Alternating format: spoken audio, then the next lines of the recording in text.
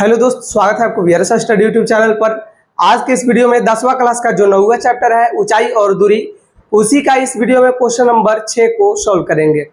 तो आप इस वीडियो को अंत तक देखिए और आप ये सीखिए कि कब कौन सा फॉर्मूला को यूज करना है। इसी में बहुत सारे स्टूडेंट को कंफ्यूजन रहता है। तो चलिए दोस्त, बिना टाइम को हम लोग वेस्ट किए ज्यादा बात न करते हुए हम लोग ये क्वेश्चन को सॉल्व करेंगे। देखिए क्या कह रहा है कि 1.5 मीटर लंबा एक लड़का 30 मीटर ऊंचे एक भवन से कुछ दूरी पर खड़ा है। जब वह ऊंचे भवन की ओर जाता है तब उसकी आंख से भवन के शिखर का उन्नयन कोण 30 डिग्री से 60 डिग्री हो जाता है। बताइए कि वह भवन की ओर कितना दूरी चलकर गया है। तो चलिए हम यहाँ पर फिगर को बना लेते हैं और आपको फिगर समझा देते हैं कि फिगर में क्या कह रहा है। चलिए देखिए, यहाँ पर एक मान लीजिए कि कोई लड़का है, एक छोटा लड़का है, ये यहाँ इस पॉइंट पर है। देखिए किस पॉइंट पर, यहाँ पर है। अब यहाँ से ये चलना शुरू किया, चलना जब शुरू किया तो ये कहाँ पर आया, फिर ये यहाँ पर आ जाता है। देखो ये फिर यहाँ पर आ जाता है। यही बोल रहा है कि देखो तब उसकी आंख से भवन के शिखर का उन्नयन कोण 30 डिग्री से क्या हो जा रहा है, 60 डिग्री।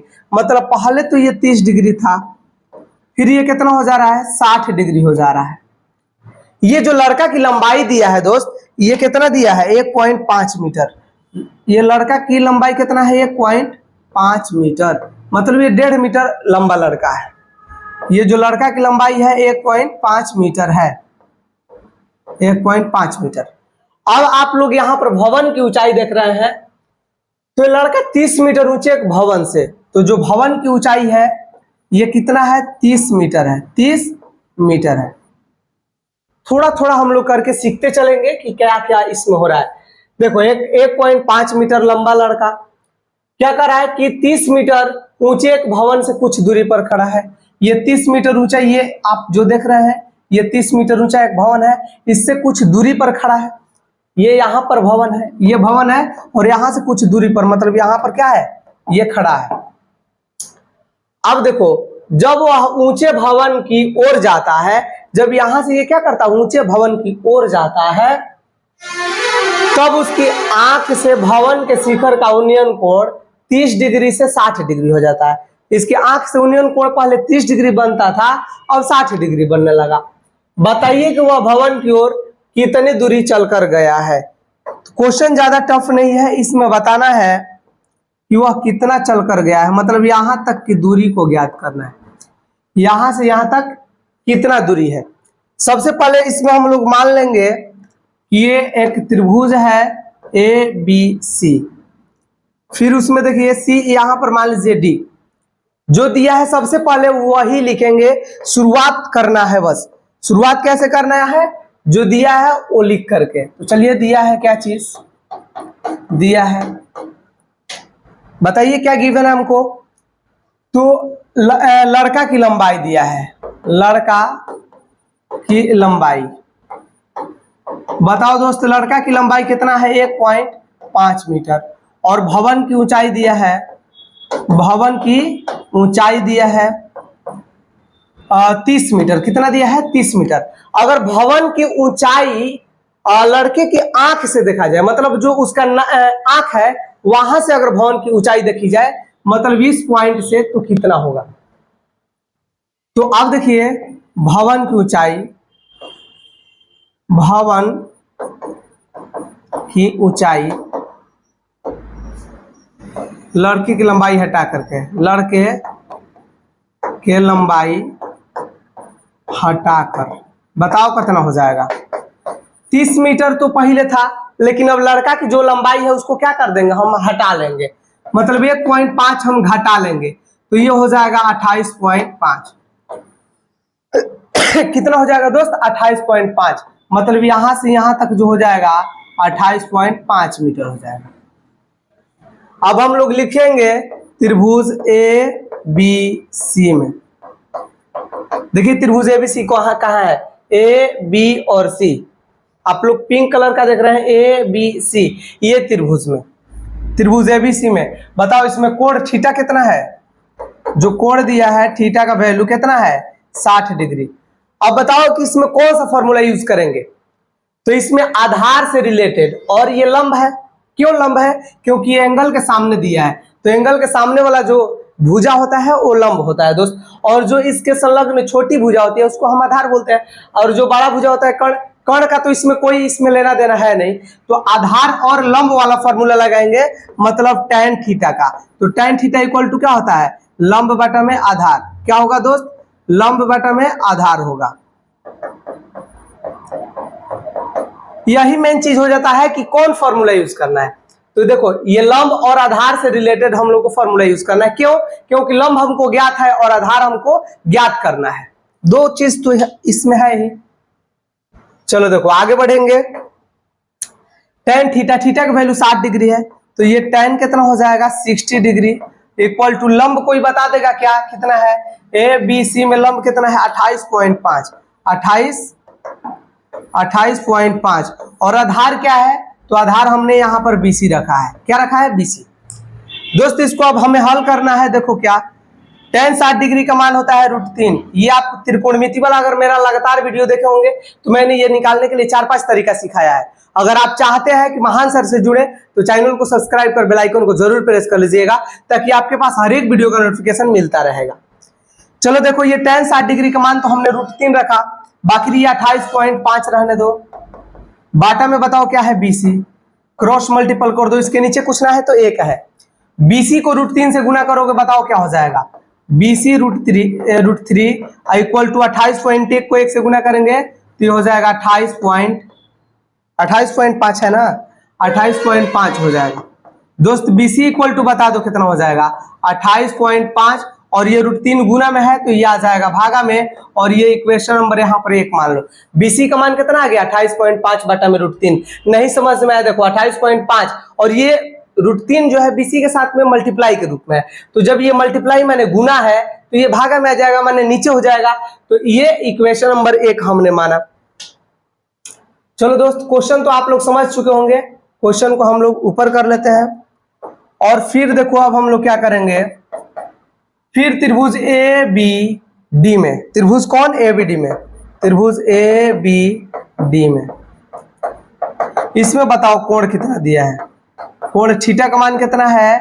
30 डिग्री। दोस्त कितना है? 30 डिग्री। देखो A, B और D, तो यहाँ पर ये जो एंगल दिया है 30 डिग्री है। अब इसमें भी देखो कौन सा चाहिए हमको? लंब, और आधार से रिलेटेड फॉर्मूला लगाना है, मतलब वही tan थीटा लगाएंगे। tan थीटा इक्वल टू क्या हो जाएगा? लंब बटा में आधार हो जाएगा। क्या हो जाएगा दोस्त? लंब बटा में आधार। अब बताओ tan थीटा यहाँ पर कितना रखेंगे?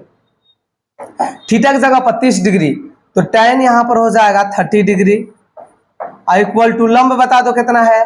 28.5, और आधार कितना है बोलो? ये ABC के लिए आधार कौन हो जाएगा? BD हो जाएगा। क्या हो जाएगा दोस्त?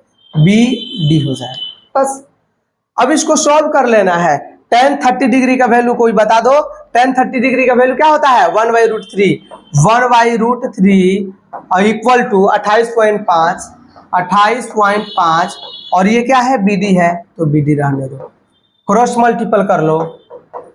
BD को 1 से गुना करेंगे, क्या हो जाएगा? BD इक्वल टू देखो 28.5 को √3 से गुना कर दो, क्या हो जाएगा? 28.5 √3 हो जाएगा। समझ में आ गया? इसको हम लोग को इक्वेशन नंबर 2 मान लेना है। क्या करना है दोस्त? इक्वेशन नंबर 2 मान लेना है। अब आपका आंसर आ जाएगा तुरंत ले। अब देखो हमको क्या चाहिए? CD चाहिए ना, यही ना ज्ञात करना है। ये x हमने माना है, तो अब देखो अगर हम BD इक्वल टू हम लोग BC प्लस CD लिख दें तो इसमें क्या हो जाएगा?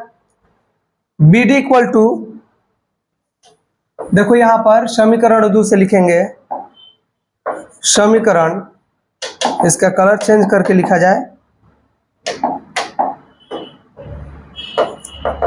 समीकरण 2 से देखो समीकरण 2 में क्या है? BD इक्वल टू 28.5 √3 है। क्या हम BD इक्वल टू देखो BD equal to BC plus CD लिख सकते हैं? मतलब यहां से यहां तक को दर्शाना है तो BC प्लस CD लिख सकते हैं कि नहीं? तो आप तो बोलिएगा हाँ लिख सकते हैं। तो ये लिखिए BC plus CD equal to कितना हो जाएगा 28.5√3। चलो देखो दोस्त, अब यहां पर हमने समीकरण 1 में क्या चीज निकाला है, BD का मान, और यहां पर BD का मान, ये तो समीकरण 1 है। देखो यहां पर BC का मान निकाला है कितना, BC का मान 28.5/√3 है, और BC यहां पर है तो BC का मान कितना रख देंगे, बोलो 28.5/√3, ये रख दो। चलो मैं ऊपर से एक बार लाऊंगा स्क्रीनशॉट लेने के लिए। BC का मान बोलो कितना है 28.5, ये दोस्त है 28.5/√3, और प्लस CD इक्वल टू बोलो क्या है, CD का मान बता दो क्या है, फिगर में CD का मान x है। देखो C से D तक क्या है x, और यही हमको ज्ञात करना था। तो CD का मान हम लोग यहाँ पर x रख देते हैं, जिसकी दूरी क्या करनी है, फाइंड करनी है, और ये है 28.5√3, 28.5√3। अब देखो ये प्लस में है, चूंकि यहाँ पर कुछ नहीं रहता है तो प्लस में, उधर जाएगा तो क्या हो जाएगा, माइनस में हो जाएगा, मतलब x इक्वल टू क्या हो जाएगा 28.5√3, और ये प्लस में है तो उधर जाएगा तो माइनस में 28.5/√3 हो गया। एक नीचे कुछ ना है तो एक है, बाटा पे जोड़ बनाइए, 1 और √3 का एलसीएम कितना हो जाएगा √3, 1 और √3 का एलसीएम √3, 1 से ये कितना बार में कटेगा, √3 बार में कटेगा ना, 1 से ये √3 बार में, तो √3 में इससे गुना कर दो, बोलो कितना हो जाएगा, √3 में इससे गुना कर दो, तो ये 28.5√3 है, गुना √3 कर देना, माइनस √3 से ये एक बार में कटेगा, मतलब ये हो जाएगा 28.5। ठीक है, अब आपको तो पता होगा कि √3 को √3 से गुना करेंगे तो 3 होता है, और 3 को जब हम 28.5 से गुना करेंगे तो कितना हो जाएगा, 28.5 को देखो √3 को √3 से गुना किए तो 3 होगा, तो ये 3 को इससे गुना कर दो, 5 दिए 15, 5 1 8 3 24 25, 5 2 और 3 दूनी 6 और 2 कितना हो जाएगा 8, मतलब 85.5, 85.5 माइनस 28.5, बाटा में बोलो कितना है, √3 है। इसको हल कर लो, देखो 5 में से 5 घटेगा क्या हो जाएगा 0, 5 में से 5 घटेगा 0, 5 में से 8 नहीं घटेगा तो 15 में से 8 घटा दो 7 हो गया, ये कितना हो गया 7 हो गया, 7 में से 2 घटेगा तो 5 हो जाएगा, बाटा में कितना है √3।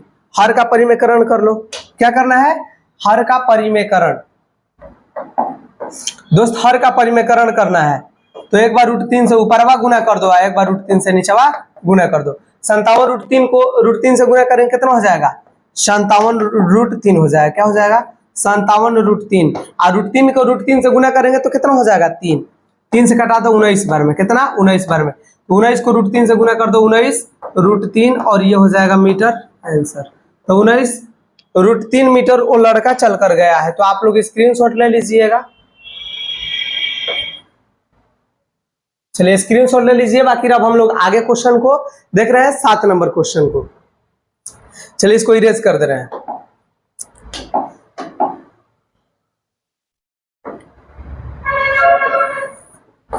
चलिए देखिए 7 नंबर क्वेश्चन को हम क्रॉप कर लेंगे।